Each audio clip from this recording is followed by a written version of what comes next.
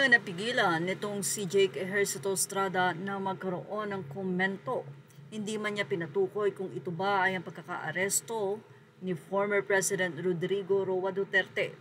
Pero halata namang may kinalaman ito sa nasabing post ni Jake Ejercito. Matatandaan na isa si Kian de los Santos, 17 years old, sa naging biktima noon ng war on drugs sa pamumuno ni Pangulong Duterte.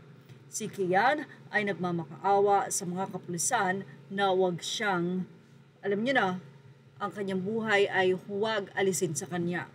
Ayon kay Kian, tama na po, may test pa ako bukas.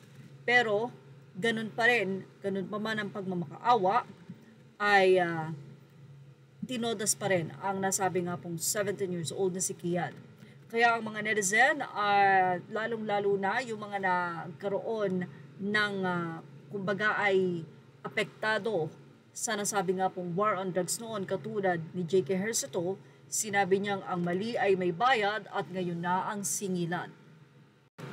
Samantala, spotted ang pag-iyak ni Philip Salvador sa nasabi nga pong biglaang arestong ito kay PRRD. At ang video ng common law wife ni PRRD na si Hanilet at si Kitty Duterte, na kung saan ay nakikipag-argumento ito kay DILG General Torre na nakikiusap na dalhin sa ospital si Pangulong Duterte, subalit nanindigan si General Torre na hindi ito po pwede. Anyway, humabol naman sa Supreme Court ang nasabi nga pong petisyon ng mga abogado ni former President Rodrigo Duterte.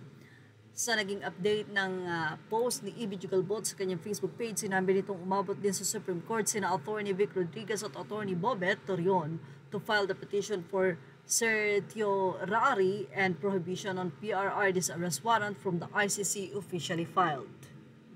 Sa ngayon ay wala pang ang latest update kung sa araw ba na ito ay maibubuk at maisa sa katuparan ba na alisin sa bansa itong si PRRD, lalo na nga at nagkaroon na ng petisyon ang nasabi nga pong kampo niya, ang mga abogado niya sa Supreme Court. Well, mukhang hindi ito matutuloy dahil na rin sa karapatan na hinihingi ng nasabi nga pong side ng mga Duterte. Ano masasabi niyo about dito? Ilagay na ang inyong opinion sa ating comment section. Thank you for watching. Images are all credit to the rightful owners.